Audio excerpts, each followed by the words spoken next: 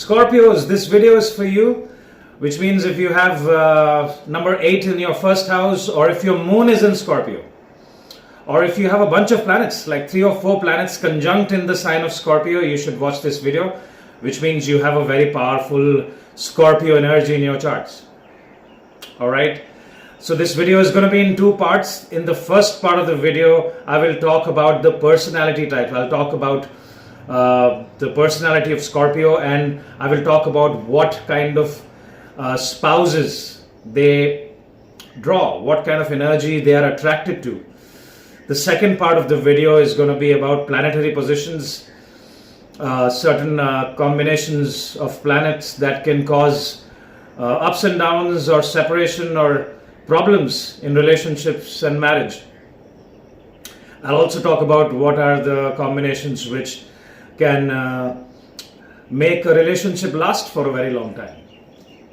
Alright, before I start, I quickly want to talk about the Vedic Astrology Beginners course. I have mentioned the contact information here. So it's a 3-month course. So if you have interest in learning Vedic astrology, or if you have a friend or family that you want to refer the program to, you will find the details in the description. I have made a separate video with the course syllabus and the fees and every other detail that you will require. So watch that video if you want to know more about it.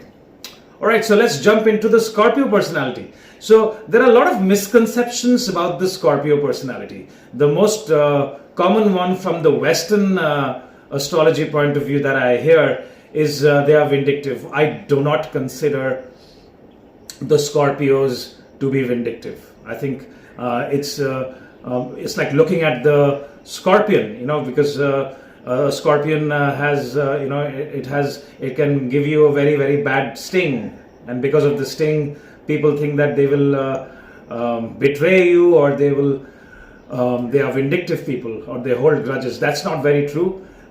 Any ascendant can hold grudges. Depends on pretty much the placement of moon and how afflicted the moon is. So it is not particularly a Scorpio trait.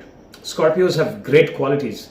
The most amazing quality about Scorpios is their capability to be emotionally involved in a relationship. I don't think any other sign is capable of deeper emotions than Scorpios, especially if you're a Scorpio moon.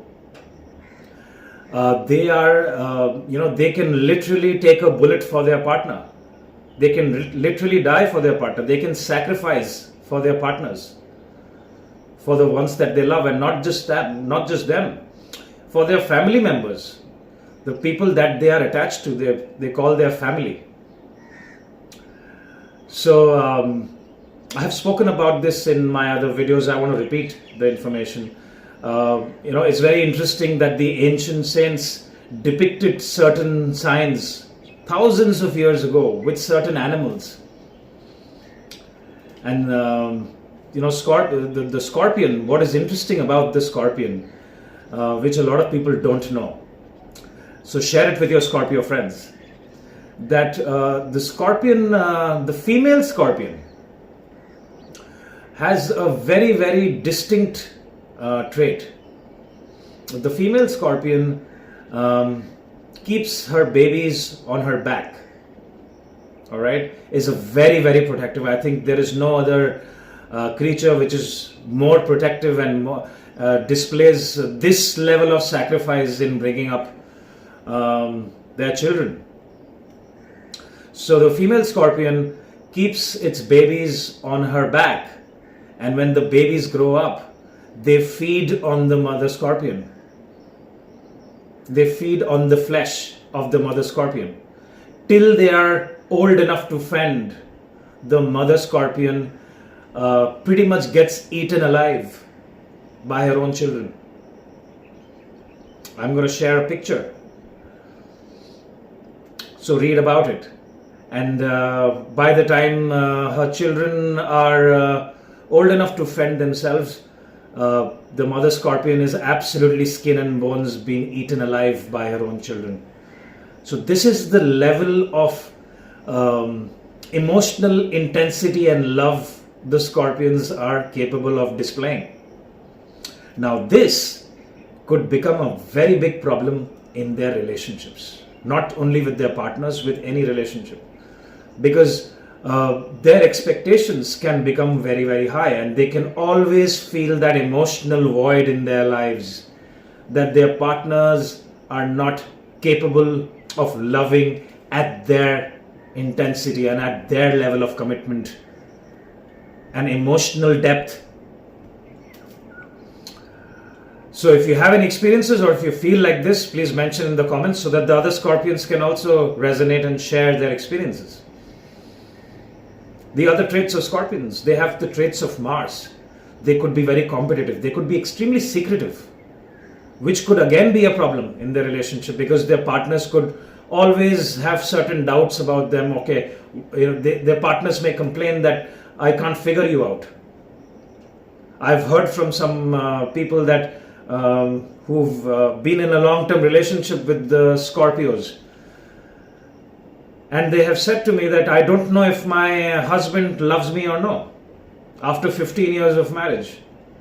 All right, there is always something very mysterious or suspicious. I feel that he's having an affair, or I feel that she has a very secret life.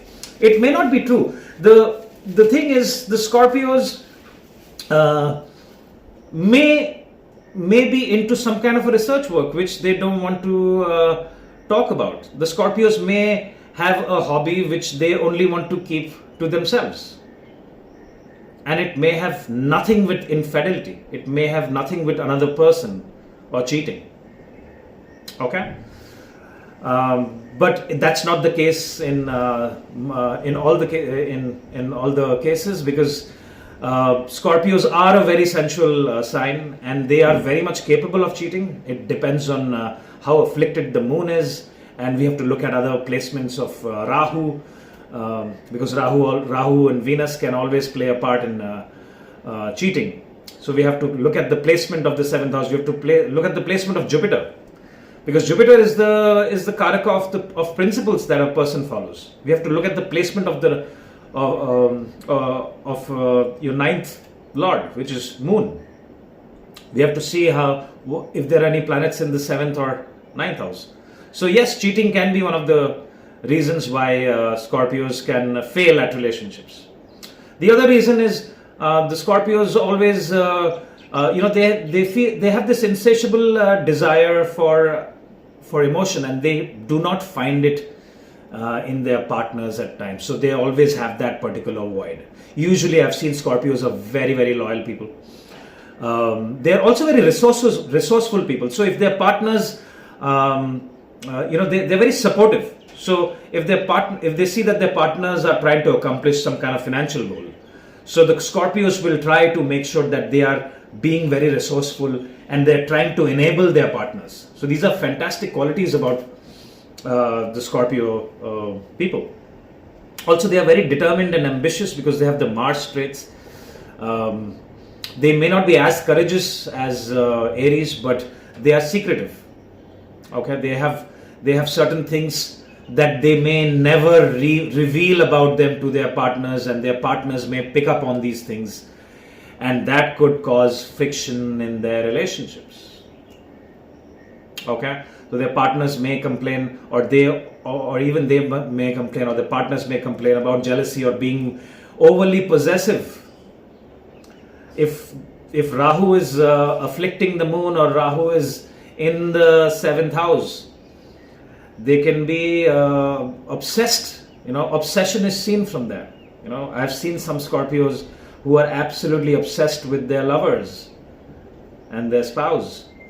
Okay, so these are certain personality traits which are good, and some of the personality traits which are not very good, that can cause problems in the relationship. So what is the solution? The solution is clear, transparent communication with your partners. That could solve a lot of issues. All right, it's about spending time with your partner. It's about getting to know each other. Right? Easier said than done. I'm not a relationship expert, but I will give you my astrological point of view. So let's look at certain placement of planets. So we will look at the placement of Venus, because your 7th house is ruled by Taurus. So we have to see how strong Venus is. So Venus in the 6th, 8th and 12th house doesn't really do good. Even in the 2nd house, it doesn't do good. So if your Venus is placed in these houses, you may have ups and downs in your relationship, but not in all the cases. We have to look at many other factors. Just because your Venus is in these houses, that doesn't mean that your relationship is not going to work out. All right, we have to look at D9, we have to look at the nakshatras, we have to look at a lot of different things. We have to look at your tithi, which tithi were you born and which tithi was your partner born, and we have to match the charts and see how your charts are complementing with each other. So if you need more information, I have a playlist on my channel. So go to my channel, check out the playlist, and see how you can look at your own chart in detail. All right, D9 again is very important. We have to look at the planetary placements in D9. We'll also look at the 7th house. If 7th house is afflicted, right, because 7th house is your relationships. Your spouse is seen from the 7th house. Even your business partner is seen from the same placement. Other people, it's 180 degrees, right?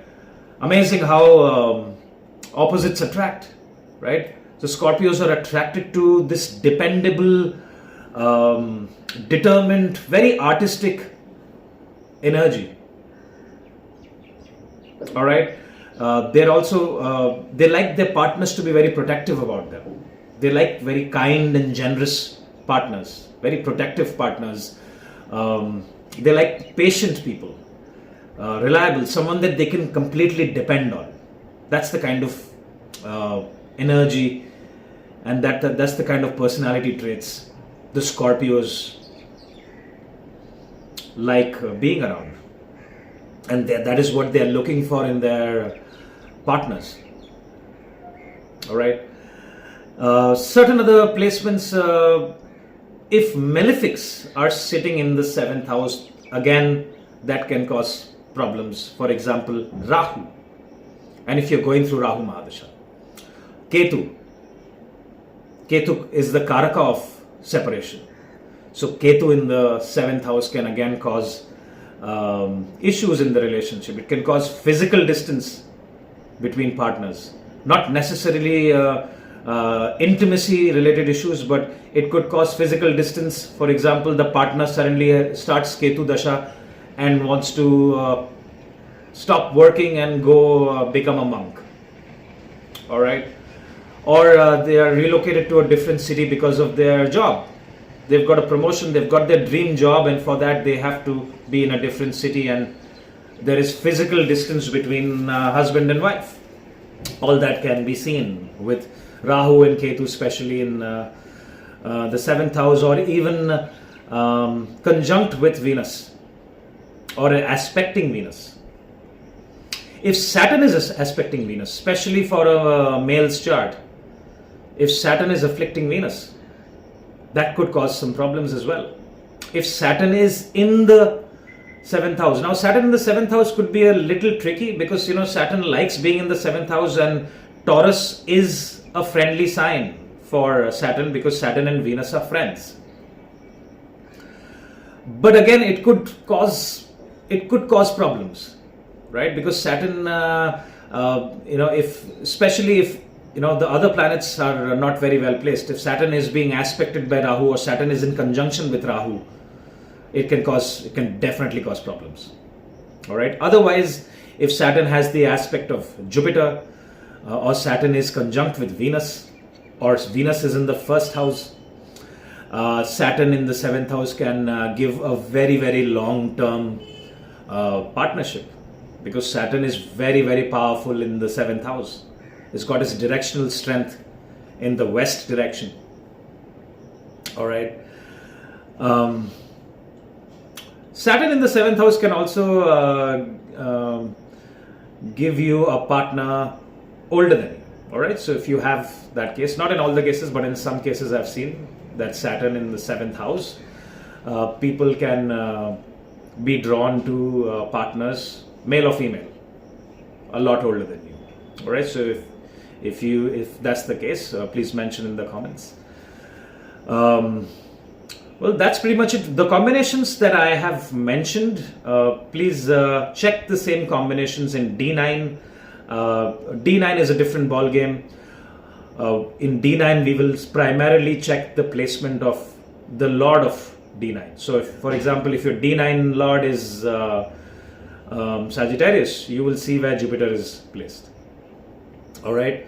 D9, the Queen of D9, rather, is Venus. So the placement of Venus is of primary importance in your D9 chart. So if you have a very, very powerful D9 with powerful Venus, that means it can show a long-lasting relationship. Okay. If Venus is in your 7th house in your D1, it again is a very, very good sign. And it's not being afflicted by Rahu and Saturn or Ketu. It can give very, very good long-term, long-lasting relationships. All right. If you have planets like Jupiter aspecting the 7th house, or Jupiter in the 7th house again can give very, very good results. Sun in the 7th house can give problems. See, Sun is a very fiery planet. All right. And Sun in the 7th house, it lacks directional strength. Sun rises in the east, so Sun has directional strength in the 10th house, right? Because 10th house is 12 in the afternoon, right? When Sun is at its most powerful. But Sun in the 7th house can cause problems in relationships. It can cause ego-related issues, all right? Now, another problem between the Scorpios and their spouses is usually Scorpios can be very stubborn and their spouses can be even more stubborn. So when there is an argument, you would see that no one wants to back down. And especially if Sun is aspecting Venus, or Sun is in the 7th house, or Sun is in the 1st house, there could be ego-related clashes between their partners. There could also be anger if Sun or Mars is afflicting Venus, or they are in the 7th house, or they are looking at the 7th house. That can also cause anger and temperament related issues. All right. So these are my thoughts. If you have anything to share, please mention in the comments. I always appreciate a meaningful discussion. If you like this video, hit the like button and share it with your friends and family. If you need a consultation, my information is right here. I will talk to you soon. Thank you so much for your time. Bye-bye.